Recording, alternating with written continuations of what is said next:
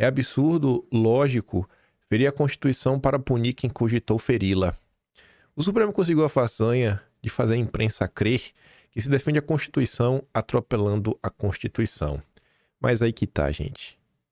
O Supremo fez isso só agora?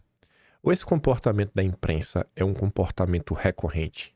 Ao longo da história brasileira, como a imprensa mainstream, os principais blocos da imprensa, né, os grupos de imprensa se posicionaram? O primeiro dossiê histórico que eu fiz, no ano de 2023, foi exatamente quando eu tomei conhecimento que em 1957 ocorreu a chamada CPI dos Rockefeller para investigar, né, o dinheiro dos trusts de petróleo na imprensa brasileira para sabotar a campanha do Petróleo é Nosso. Então, assim, eu acho que não é de agora que a imprensa ela vem sendo utilizada pela elite nacional, pelo sistema, pelo regime. Use a palavra que você quiser para descrever, né? Esse grupo de pessoas que com certeza não estão alinhados aos seus objetivos de fazer o Brasil prosperar, para conseguir, né, criar um cenário para validar os interesses. Desde que o tribunal abriu o primeiro dos inquéritos sigilosos, o do fim do mundo, e Moraes foi designado para conduzi-lo, o país assistiu a atos de censura, a relativização da liberdade de expressão, a triagens ideológicas, a pesca probatórias, a buscas e apreensões arbitrárias, a prisões preventivas abusivas e penas excessivas. Os jornais, vez ou outra, resmungam, mas em geral aprovam, bate palma, enquanto boa parte dos brasileiros aplaude o Supremo porque os personagens eles são ideologicamente antípodas e ninguém enxerga as consequências dos transbordamentos perigosos para todos. No vídeo de hoje, acho que a gente vai ter que voltar até no tempo de alguém que foi alvo de um inquérito antidemocrático há mais ou menos 100 anos atrás. E as coisas se repetem, inclusive foi um inquérito que foi parar no Supremo da época, né? Que era o Tribunal Supremo de Recursos, acho que agora sim, mas a gente vai chegar lá. É a receita de sempre, aos amigos a lei, aos inimigos os rigores da lei, mas em abrangência e intensidade jamais vistas em períodos democráticos. Achei interessante isso, e eu realmente me pergunto, temos vários episódios na história do Brasil muito estranhos, mas o que está sendo feito contra o bolsonarismo de 2019 para cá? Os demais ministros chancelam todas as decisões de Moraes, seja por convicção ou por temor, e se tem como resultado um tribunal que fere o Estado democrático de direito para condenar quem cogitou feri-lo. É como se a Constituição não fosse suficiente para combater quem ameaça e, para justificar o injustificável, as medidas de exceção invocam-se conceitos que, jogados no circo midiático, distraem os espectadores. Um deles é o do paradoxo da tolerância, do Karl Popper, segundo o qual é necessário ser intolerante com a intolerância para a manutenção de uma sociedade tolerante. Cita-se abundantemente o caso da República de Weimar, que, por ser tolerante em excesso, teria deixado lá a turma do bigode, lá do alemão do bigode, florescesse livremente. Só que o Brasil, da Constituição de 88, não é a Alemanha da República de Weimar. O bolsonarismo não é mais do que uma boçalidade tropical e o exemplo não condiz com a história. É uma inverdade que a República de Weimar tenha sido o espaço seguro para a propagação da turma do bigode. Mostra o historiador dinamarquês Jacob Chamgama, vamos chamar de Jacob, no livro Free Speech. Além de ter condenado o bigode à prisão, depois do putsch da cervejaria, o líder, o bigode foi proibido de fazer discursos públicos em vários estados alemães. Ao todo, 284 jornais tiveram sua publicação suspensa por decisão governamental baseada em lei de exceção entre 1930 e 1932, 99 bigodudos, 77 comunistas e 47 de outras facções direitistas. A censura, no entanto, teve o efeito de impulsionar a fama e a popularidade do bigode, nota lá o Jacob, o historiador, alimentando a propaganda de Goebbels, que apresentava o líder, como uma vítima de ilegalidades. Aspas. Cartazes retratavam, um bigode amordaçado, como se fosse um mártir da repressão do sistema, emoldurado por dizeres como: os bandidos podem falar em qualquer lugar da Alemanha, mas o bigode é proibido. O apelo oportunista, seletivo e profundamente hipócrita de Goebbels A liberdade de expressão apenas quando servia a própria agenda, ainda uma tática familiar entre os populistas de direita hoje, também era uma tática padrão quando publicações da turma lá da Alemanha eram alvo das autoridades. A República de Weimar não deveria, portanto, ser citada como exemplo pelos intolerantes do Supremo ou de fora dele, não apenas por sua especificidade histórica, para a qual foi determinante a humilhação alemã imposta pelos vencedores da Primeira Guerra, como também por ser ilustração do que não é recomendável fazer em nome da defesa da democracia. No paradoxo brasileiro, Bolsonaro será condenado por pensar em dar um golpe, ao final de um processo em que direitos foram ignorados e no qual as circunstâncias substituíram os fatos. O bolsonarismo terá, assim, um grande Marte a ser vendido aos eleitores. E o Supremo se afirmará ainda mais como poder incontrastável. Quanto aos brasileiros, vai lhes restar o absurdo lógico, mas normalizado, de que é necessário tomar medidas inconstitucionais para defender a Constituição. O cara que comprou o antagonista aí na mão do Mário Sabino, Pedro Cerise, que odeia Bolsonaro, fala assim, ó. Moraes gerou corte para as mídias sociais, escancarando o estado de exceção que existe hoje no julgamento do 8 de janeiro.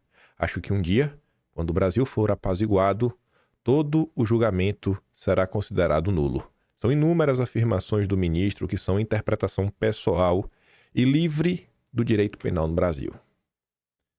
A gente fala dele daqui a pouco. Vamos olhar primeiro o amigo dele. Ex-ministro da Justiça do Lula, o seu Flávio Dino. Voto de Flávio Dino é visto como político por bolsonaristas por aliviar militares. Não é que a turma foi considerada inocente, não. Só não é tão culpada quanto Bolsonaro. Aí tá ali, né? Ele foi considerado político ao sinalizar um alívio de pena pro Heleno, pro Paulo Sérgio Nogueira. Seria uma forma, né? Avalia o defensor de um dos réus de mandar um recado de distensão para as Forças Armadas. Olha como sou bonzinho, rapaz. Só vai ficar 25 anos na cadeia. Ia mandar 40. Eu nem sei quanto tempo vai condenar. Já para o Congresso, ele enviou sinais trocados. Por um lado, também defendeu amenizar as responsabilidades do Ramagem. Ao mesmo tempo, bateu duro na possibilidade de aprovação de anistia. E não só ele, né? Que o Estadão coloca na manchete. Moraes e Dino votam para condenar Bolsonaro e anistia, mas os Estados Unidos lembram que o golpe segue vivo, hein? Eita, o golpe! O golpe tá vivo, gente. Dino mandou recado ao Congresso sobre a anistia, diz aliado do Partido Comunista do Brasil, que era o partido do Flávio Dino, né? O PCdoB. Maravilhoso. Sensacional. Será que tá falando de anistia? Só duas coisas rápidas que saíram ontem. Uma nota, na verdade isso aqui já saiu hoje, né? 2 da manhã. O acordo referendado por Hugo Mota sobre a anistia que animou bolsonaristas. Não sei se é animador, mas segundo o Evaí Melo, que é do PP, do Espírito Santo, bem mais à direita, inclusive vice-líder da oposição na Câmara, falou que teve um evento ontem lá na casa do Hugo Mota, onde estavam os líderes, e ficou discutido o seguinte, que na primeira reunião de líderes, após o final do julgamento, que pode ser que termine essa sexta-feira, o tema 01, ali ó, será a pauta 01 do Colégio de Líderes semana seguinte. Foi acordado entre todos e vocalizado pelo Hugo Mota. Disse a coluna Evaí Vieira de Melo, do PP do Espírito Santo. Não significa muita coisa, né? Beleza, vai ser o assunto, a gente vai discutir, tá, mas e aí? Não significa quase nada, mas em tese, né? O acordo que deu uma animada. Por outro lado, Alcolumbre segue trabalhando em um texto alternativo. E aí fica a pergunta. Alcolumbre colocou esse texto. A turma vai votar a favor ou contra? Falando sério, ele botou o texto, vai votar a favor ou contra? Se for um texto que vai manter todo mundo preso, mas vai pegar um ou outro aí do 8 de janeiro, a depender da situação, e reduzir um pouco a pena, para o cara ficar em regime semiaberto. Poder, às vezes, passar um tempo fora da cadeia. A direita vai falar o quê? Vai votar contra ou a favor? Vai votar contra aliviar ainda um pouquinho, porque se você vota um projeto como esse, você esvazia uma anistia ampla, geral e restrita. E tá aí, e o turma sabe disso.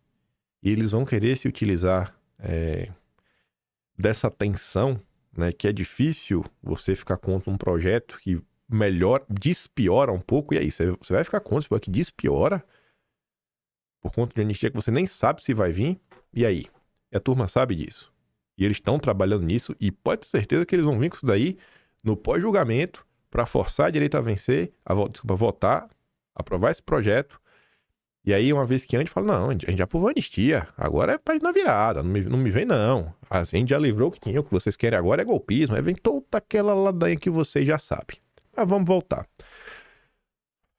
No julgamento, eu acho que o único momento, assim, mais diferente, que obviamente a Globo, todo o consórcio, a esquerda, né, já estão atacando o ministro Luiz Fux, porque ele não está 100% alinhado com os outros 4 ministros do tribunal. Aí, e ninguém sabe se ele vai votar para absolver nem nada. Mas só porque ele não está 100% comando figurino, já foi alvo de protagonizar momentos de tensão. Está protagonizando momentos de tensão. Atenção. É muita tensão no ar. Escute isso aqui. Me reservar o direito de voltar a elas na oportunidade em que eu vou votar. Porque desde o recebimento da denúncia, por uma questão de coerência, eu sempre ressalvei ter vencido nessas posições. Sorte que eu vou voltar a essa, muito embora, assim como Vossa Excelência votando direto, eu também vou votar direto, mas vou abordar também as questões preliminares. Só uma questão de ordem antecedente da explicação de Vossa Excelência. Senhor presidente, conforme nós combinamos naquela sala, aqui do lado, os ministros votariam direto sem intervenções de outros colegas. Muito embora foi muito própria essa intervenção do ministro Flávio Dino, mas eu gostaria de cumprir aquilo que nós combinamos no momento em que eu votar. É que nesse caso houve autorização do relator. Não, sim. Presidente, eu concedo a parte normalmente. Presidente. Mas eu não vou conceder conforme nós combinamos lá na sala, porque o voto muito extenso, a gente perde o fio da meada, principalmente quando eventualmente a gente apresenta certa discordância. Mas essa parte foi pedida a mim, não a Vossa Excelência. Não, eu sei, eu me lembrei de que nós combinamos. E eu tranquilizo, ministro Fux, que eu não pedirei de Vossa Excelência. Pode dormir em paz. Tá aí, né? Você vê que o clima não tá 100% alinhado, né? Já foi alvo de ataques. Coitado Fux. Pois bem, vamos dar uma pausa na questão do julgamento. A gente já volta nele. No meio de toda essa confusão aí, aparece a porta-voz do governo dos Estados Unidos. A liberdade de expressão é, sem dúvida, a questão mais importante do nosso tempo. Ela está garantida em nossa Constituição e o presidente Trump acredita firmemente nisso. Adotamos medidas significativas em relação ao Brasil, tanto por meio de sanções quanto pelo uso de tarifas, para assegurar que países ao redor do mundo não imponham punições a seus cidadãos dessa maneira. Obviamente a fala foi muito maior. E qual o contexto disso daqui? O Michael Shellenberger, que você deve saber quem é, tá aí na publicação do Twitter Files, lá atrás. Também publicou a segunda parte da Vaza Toga, né? As primeiras matérias lá com Agape Oliveira. Ele fez uma pergunta e trouxe o contexto, falando de como a direita vem sendo perseguida ao redor do mundo. Cita a Europa, cita o Brasil. E aí a senhorita vai lá e comenta sobre isso. Vou fazer um pouco mais de explicação. A Folha de São Paulo comenta, né?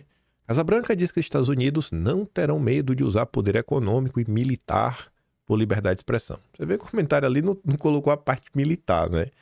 Mas enfim, a porta-voz da Casa Branca, Caroline Leavitt, afirmou nesta terça que Trump aplicou tarifas e sanções contra o Brasil para proteger a liberdade de expressão e que o país não terá medo de usar o poder econômico e militar para defendê-la.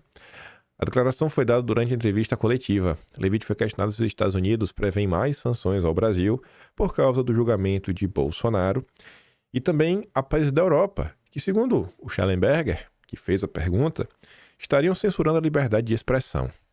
A porta-voz afirmou que a liberdade de expressão é a questão mais importante do nosso tempo, que Trump enfrentou censura para retornar à presidência e leva essa questão a sério. É por isso que tomamos ações significativas em relação ao Brasil, na forma de sanções e também utilizando tarifas, para garantir que países ao redor do mundo não punam seus cidadãos dessa forma. Leavitt disse que Trump está protegendo os interesses do país no exterior e internamente, aspas, Não tenho nenhuma ação adicional para antecipar para vocês hoje, mas posso dizer que esta é uma prioridade para a administração e o presidente não tem medo de usar o poder econômico, o poder militar dos Estados Unidos da América para proteger a liberdade de expressão ao redor do mundo. Será que vai usar o poder militar? Eu acho que não. Eu acho que é só para deixar claro assim. Cara, a gente está muito preocupado com isso daqui. Agora, mais sanções e mais aperto, principalmente aperto econômico, não cerco econômico, eu acho que pode rolar.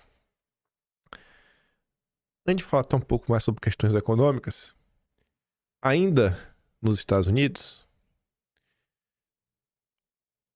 aqui falou especificamente do ministro, né? Ex-assessor de Trump, o Jason Miller, diz que Moraes é a maior ameaça à democracia no Ocidente. Moraes está mostrando por que ele, ninguém mais, é a maior ameaça à democracia no hemisfério ocidental. No post ele também se referiu ao ministro como um gangster de terceira categoria que estaria determinado a usar, né, essa batalha jurídica para manter Bolsonaro fora das urnas. Essa aqui foi uma matéria que passou meio que desapercebida. Mesmo o pessoal que eu vi estar lá de noite, interagindo na rede social, talvez hoje aí o pessoal comente um pouco mais sobre isso. É exclusivo do Poder 360. Esse jornalista Paulo Sival Pinto foi enviado especialmente a Washington, ao convite do líder da turma do Dória. Estados Unidos não recomendam investir no Brasil, diz diretor da Casa Branca. Michael Jensen, funcionário da Casa Branca, disse nessa terça a participantes do LEAD em Washington que o governo Trump não recomenda investimentos no Brasil atualmente, sem mencionar ministro Moraes, alvo de críticas. Jensen citou juízes fora do controle.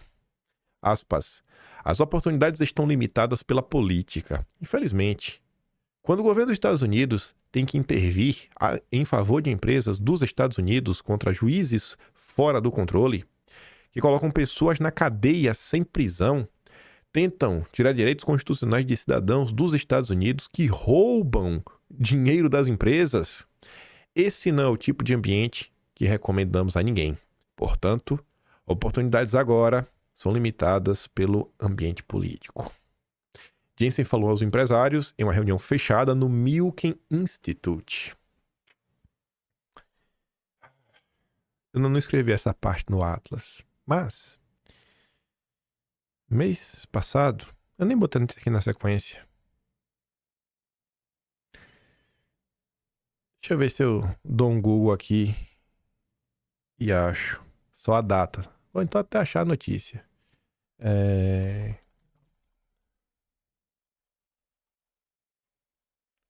eu ver se acha a notícia.